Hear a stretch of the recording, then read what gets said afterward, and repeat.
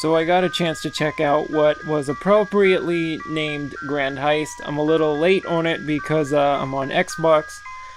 So it comes a bit later. And I saw some videos that people had about Activision's greed and what should be done about it. And I had a discussion with my friend about how their business model is not sustainable and why it's not sustainable. And I thought it'd be a interesting opinion and video. Now keep in mind, I am not in the financial world at all, besides some stock trade, but that's it. So this is just my speculation and opinion. I don't know for sure. But is Activision's business model sustainable at the point it's going? And to be honest, no, it's not. It's gonna fall apart.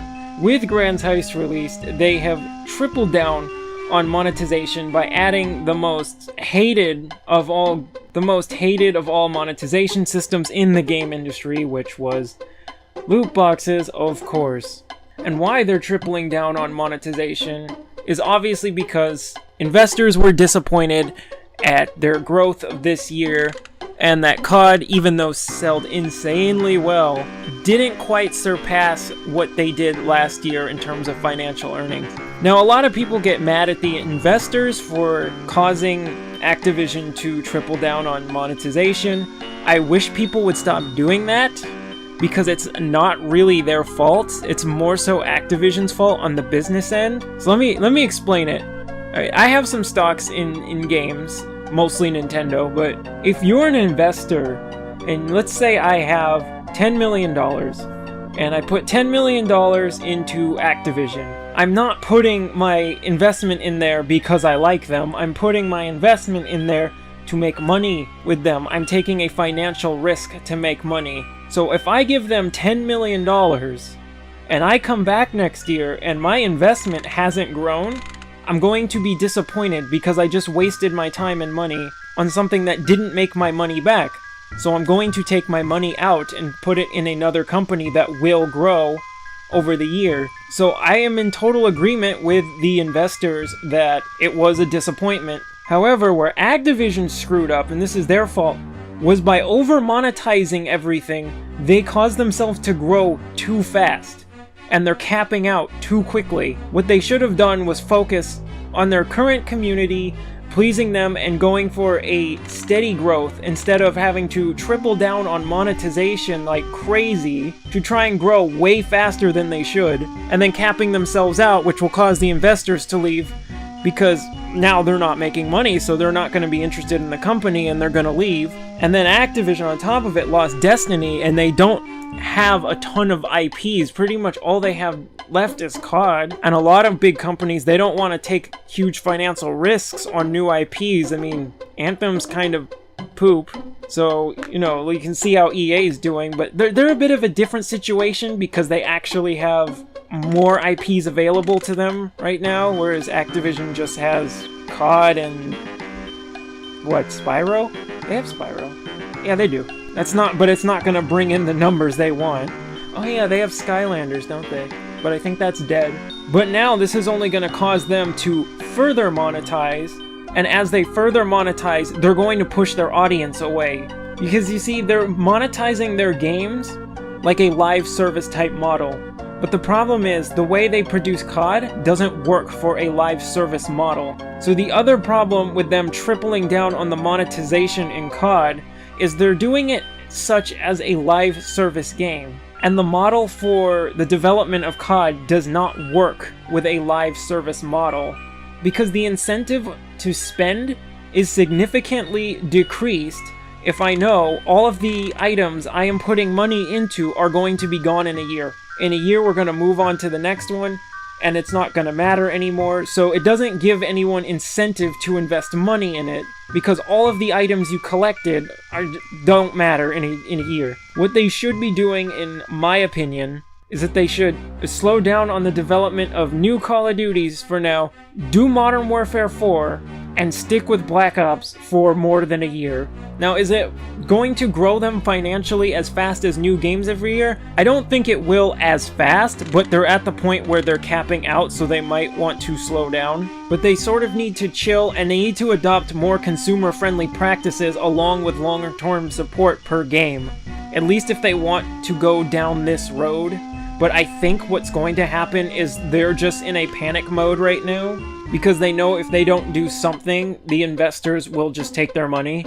And I don't blame them. I would do the same thing, but I don't have money in Activision, but that's for moral reasons, not financial reasons, because I think they're a pretty nasty company. But I think in an honest sense right now is what they're going to do is just keep quadrupling down, and they're going to just over-monetize and chase massive chunks of their audience away. And then at that point, they were probably going to start adopting consumer-friendly practices to bring people back, but it is Activision, so, yeah, probably not. Think of it this way, Activision and EA, they're both the same, and Ubisoft to a slightly lesser extent, but they're pretty much like this. They're the people who are in a boat with billions of dollars in treasure. They found billions of dollars in treasure, and the boat is getting too heavy, and it's starting to sink. And all they have to do is throw one bag of the gold overboard to keep the ship from sinking, and they can't do it. Their greed won't let them. They don't want most of the money, they want all of the money. And they want it now, and so they would rather drown with all of the money than survive with most of the money. And I saw a lot of people's opinions on what should be done about this insane monetization. And one of the ones I think is some of the dumbest arguments I've seen is government intervention in the game industry. And I think this is one of the most stupid ideas we could go down. Probably gonna come down to it when it comes to loot boxes, because it's sort of a different area, because that's a risk to children. The game industry, where I would prefer if they self-regulated. They don't want most of the money, they want all of the money. So that's sort of a separate argument. But I've seen some pretty big people suggesting that we use Big Daddy government to force Activision and EA and Ubisoft to stop monetizing the way they are outside of loot boxes because they don't like it. And I just have to say to those people, what the hell are you thinking? Do you really want to bring government into the game industry? Some people even want heavy regulation on the game industry in regards to monetization. And let's be honest, when the government gets involved, they screw everything up. And I thought about why this might be, that I've seen a significant amount of people arguing because they're monetizing like crazy from their greed, the only way to stop them is through government and not the market. And I thought about it, and I think it's because the majority of gamers right now, I believe, are millennials. And millennials have a problem with instant gratification. They need their gratification now. So instead of letting the free market work and letting Activision go overboard or adopt consumer-friendly practices, they'd rather use the government to force them, because the government will give them that instant gratification of they just stopped it now, as in it probably will take longer for the free market to really hit them in the wallet, depending on how much the consumers hate them, which is who likes Activision right now, or EA, or Ubisoft.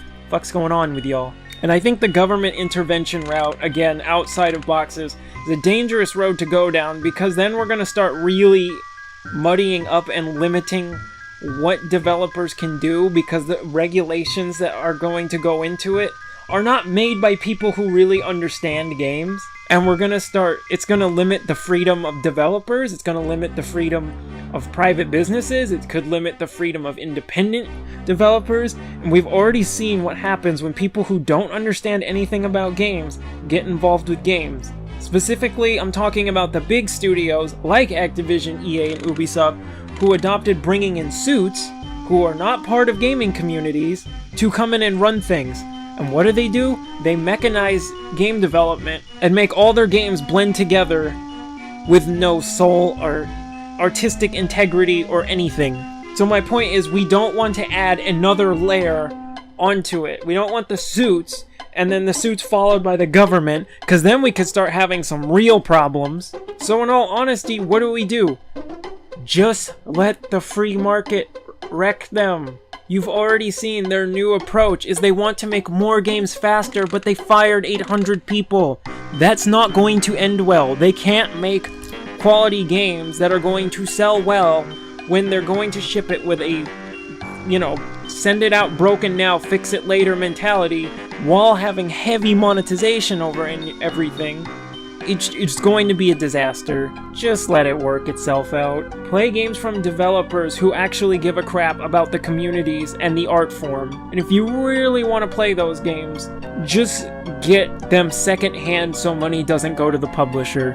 I'm usually against used games, but this is an exception for the people who really want to play these games. Hey, you made it to the end. I like you. If you liked what you see, you should consider subscribing. Or, if you're really generous, I have a PayPal link in the description. Everything helps, even $1. That's like 2 days worth of food to appease the monster that lives under my bed. Thank you and have a good one.